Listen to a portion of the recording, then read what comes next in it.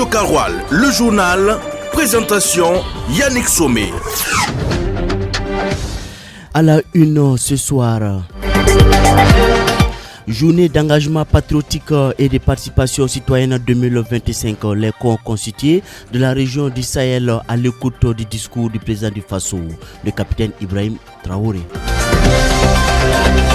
Aider les personnes vulnérables des communes de Dori et de Gorom Gorom dans la région du Sahel est la mission que s'est donnée Save the Children et ses partenaires techniques et financiers. Promise a été lancée officiellement ce mercredi. Nous sommes aujourd'hui le mercredi 26 mars 2025. Bonsoir à tous et bienvenue à ce nouveau journal sur la radio Kaoural. Les journées nationales d'engagement patriotique et de participation citoyenne ont été lancées ce matin au gouvernorat du Sahel à Dori. Les corps constitués de la région ont assisté à la montée des couleurs nationales avant d'écouter le discours du président du Faso livré par le gouverneur du Sahel Abdoul Karim Zongo pour cette première phase du 26 mars au 9 avril 2025.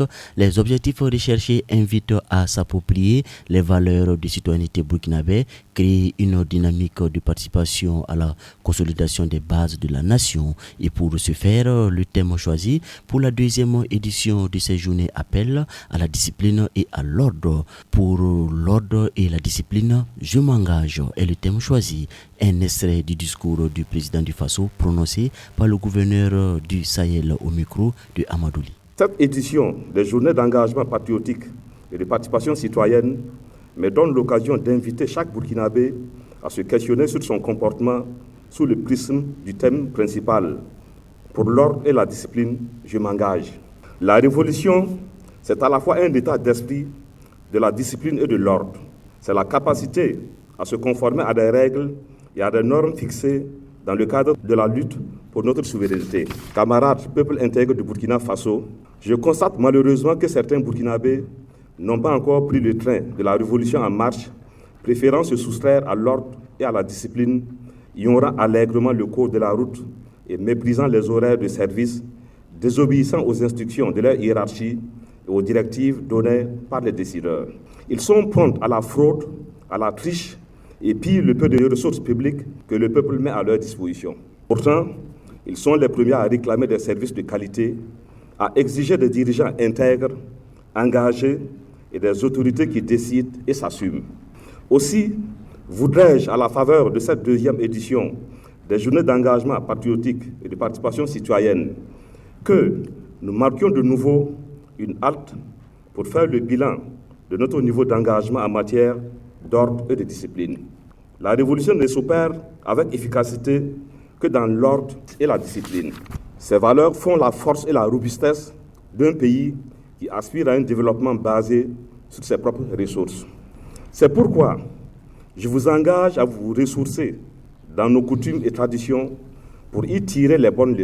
Bonne leçon d'un lancement à un autre, le projet d'assistance multisectorielle intégrée d'urgence aux populations vulnérables déplacées et autres dans la région du Sahel Promise a été officiellement lancé dans la salle de réunion du Haut Commissariat du Sénat par le Haut Commissaire du Sénat, Wilfran Firmin Bamas, ce mercredi 26 mars 2025. Promise est mis en œuvre par Save the Children financé par le Fonds humanitaire régional pour l'Afrique de l'Ouest et du Centre Fraok, le compte rendu avec Fatmata Diko. Promise, projet d'assistance multisectorielle intégré d'urgence aux populations vulnérables, déplacées et hautes dans la région du Sahel, est le nouveau projet d'assistance mis en œuvre par l'ONG Save the Children dans les communes de Dori et Gorom Gorom. Durant ces 12 mois d'intervention, Promise va aider 8983 personnes. Le chargé du projet à Save the Children, Innocent Bassoulé. Donc il s'agit donc d'appuyer ces populations qui au cours de la situation d'insécurité traverse des moments difficiles. Et ce projet d'urgence là vient donc sur les thématiques protection et sécurité alimentaire, apporter donc une assistance multisectorielle à ces populations pour leur permettre de traverser des moments assez intéressants. Dans l'Oudalan, Promis sera accompagné par ADECO, Association pour le développement communautaire, partenaire local, et Adori par l'Association Jeunesse pour le développement du Sahel, HUDS. Oumarou Diko montre comment le projet sera exécuté à leur niveau Adori. Dans ce projet, notre contribution, c'est d'appuyer à la mise en œuvre de certaines activités de ce projet. Les activités terrain, notamment les sensibilisations, les diffusions, les spots radio, et l'appui à la mise en œuvre des enrichissements des enfants, l'appui à la mise en œuvre au renforcement des capacités des acteurs au niveau de l'agriculture hors sol. Voilà, ça c'est un certain nombre d'activités dans lesquelles nous sommes sollicités pour la mise en œuvre. Le haut commissaire du Sénat, Wilfran Firmin Bamas, qui a lancé Promis, pense que le projet va atteindre plusieurs objectifs. Je tiens à exprimer ma sincère gratitude aux partenaires financiers et techniques, notamment le Fonds humanitaire régional pour l'Afrique de l'Ouest et du Centre, FRAOC. Promis n'est pas seulement un projet d'assistance humanitaire, il est également un message fort d'espoir et de dignité pour ceux et celles qui souffrent. En plus de répondre aux besoins urgents, ce projet vise à promouvoir la cohésion sociale entre les communautés hautes et déplacées, à renforcer les mécanismes de protection et à offrir à chacun une opportunité de reconstruire sa vie dans un environnement de paix et de sécurité. Financé par le Fonds humanitaire régional pour l'Afrique de l'Ouest et du Centre, FRAOC Promis à 12 mois pour atteindre ses objectifs dans les communes de Dori et Gorom Gorom sur les secteurs de protection et sécurité alimentaire. Actualité hors de la région du Sahel à présent, une affaire de corruption au sein de la Société nationale d'aménagement des terrains urbains. Son nature a été mise à jour par l'autorité supérieure du contrôle d'État et de lutte contre la corruption, l'ASE-LC. Ce scandale implique plusieurs hauts responsables et met en lumière des pratiques de malversation, de favoritisme et de blanchiment de capitaux et de prise légale d'intérêt. Les détails avec Diakondi Tendano. L'enquête préliminaire a permis d'établir un réseau complexe de détournement des biens publics. Plusieurs hauts responsables sont impliqués, notamment l'ex-directeur général de la Sonature et son directeur commercial.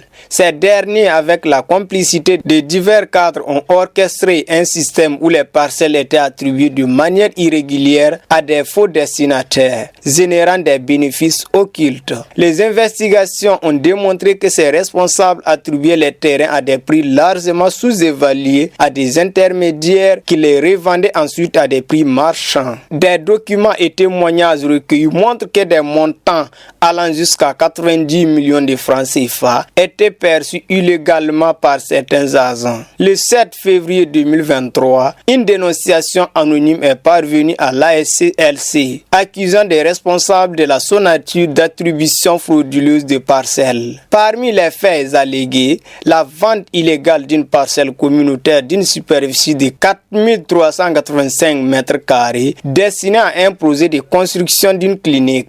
L'enquête a révélé rapidement un système de malversation touchant quasiment l'ensemble du personnel de l'institution. Le 20 mars 2025, le tribunal de grande instance Ouaga 1 a rendu son verdict dans cette affaire. Plusieurs hauts responsables ont été jugés coupables de diverses infractions, notamment d'abus de fonction, de prise illégale d'intérêt et de malversation. Parmi les principales condamnations, nous avons le premier ex-directeur général qui a été condamné à 16 mois de prison avec sursis et à une amende de 10 millions de francs CFA. Le deuxième ex-directeur général a été condamné à 16 mois de prison avec sursis et à une amende de 272 millions de francs CFA. L'ex-directeur commercial a reçu une peine de 6 mois avec sursis et une amende de 180 millions de francs CFA. Le directeur de la qualité et de l'audit interne a été condamné à 12 mois avec sursis et une amende de 10 millions de francs CFA. La responsable de la communication a écopé de 12 mois avec sursis et une amende de 52 millions de francs CFA. Le directeur informatique a été condamné à 8 mois avec sursis et une amende de 55 millions de francs CFA. Le montant cumulé de condamnation aux amendes s'élève à 811 millions de francs CFA pour le seul dossier. Le tribunal a également ordonné la confiscation des biens meubles et immeubles appartenant aux condamnés à hauteur de montants d'amende au profit de l'État burkinabé. Et cette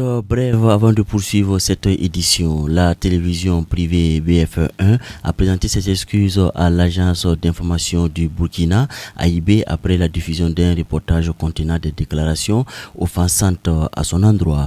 BF1 a indiqué avoir supprimé l'élément incriminé de ses plateformes numériques et avoir pris les mesures nécessaires pour éviter que de tels incidents ne se reproduisent.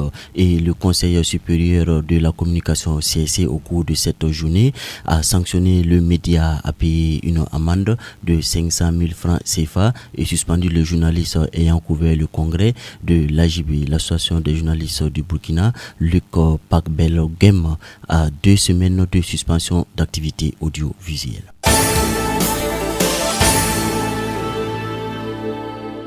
Et les actualités internationales nous gardent toujours dans l'espace AES. Le gouvernement malien, dans un communiqué signé le 25 mars 2025, une baisse de prix des hydrocarbures. Au Niger, au Centre international de conférences Mahatma Gandhi de Niamey, a eu lieu la cérémonie de lancement officiel de la mise en œuvre des recommandations et résolutions issues des assises nationales pour la refondation, et c'était ce 26 mars 2025. Le tour d'horizon est signé Mamoudou Diallo.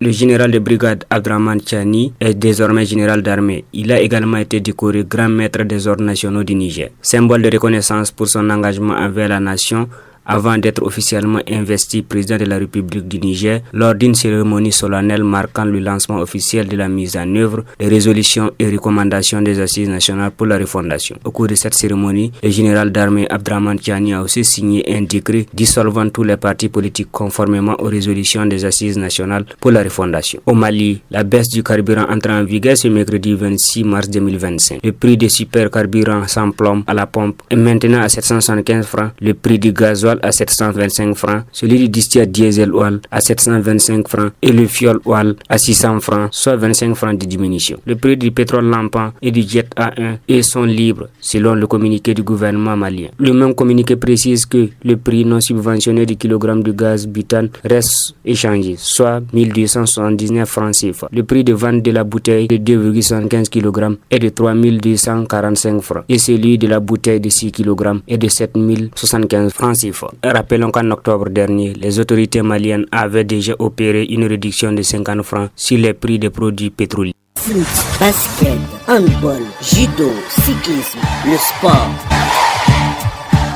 Et on termine cette édition du soir par les actualités sportives. La Côte d'Ivoire a été récemment choisie pour la Coupe d'Afrique des Nations et abrite la CAN U20 du 26 avril au 18 mai 2025. À quelques semaines du coup d'envoi, le pays hôte se retire.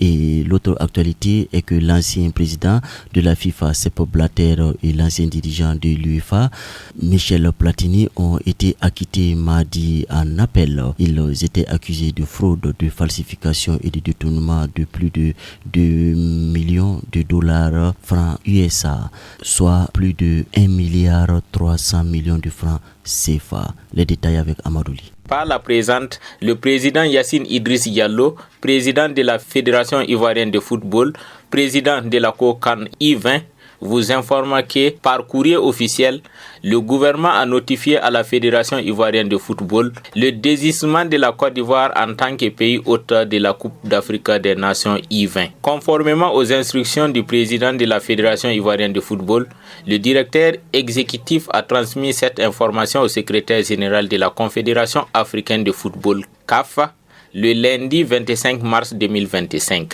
Le président tient à exprimer sa profonde gratitude à chacun pour son engagement et le travail accompli dans le cadre de l'organisation de cette compétition et vous rassure que chacun sera informé de la suite que la CAF donnera à cette situation. Peut-on lire dans le communiqué. La CAF a quelques semaines pour trouver un nouveau pays organisateur pour sa CAN I20. C'est un procès qui a pris 11 ans pour connaître son dénouement. L'ancien président de la FIFA, Sepp Blatter, et l'ancien dirigeant de l'UEFA ont été acquittés mardi en appel. Ils étaient accusés de fraude, de falsification et de détournement de plus de 2 millions de dollars américain du fonds de la FIFA en 2011. Après le verdict, le patron de la FIFA, Sepp Blatter, a affirmé que sa libération est un grand soulagement pour lui, sa famille et ses amis. Quant à Michel Platini, l'ex-président de l'UEFA, la fin de ce procès est la fin d'un calvaire et le regain de son honneur. En rappel, ce procès qui a commencé en 2014 vient de connaître son épilogue, soit 10 ans de procès. Radio Karoual, le journal, présentation Yannick Sommet. Et c'est tout pour cette session d'information en français. Ravi de l'avoir présenté avec Mamoudou Diallo et tous les reporters de la rédaction. La radio Notre Métier, nous la faisons avec beaucoup de passion. On retient ce soir avec cette morale d'une fable et je cite: la fourmi par haine du cafard vota pour l'insecticide. Ils furent tous anéantis, même le grillon qui s'était abstenu. Fin de citation. Bonne méditation et retenez qu'écouter la radio Kaoural est un bon choix.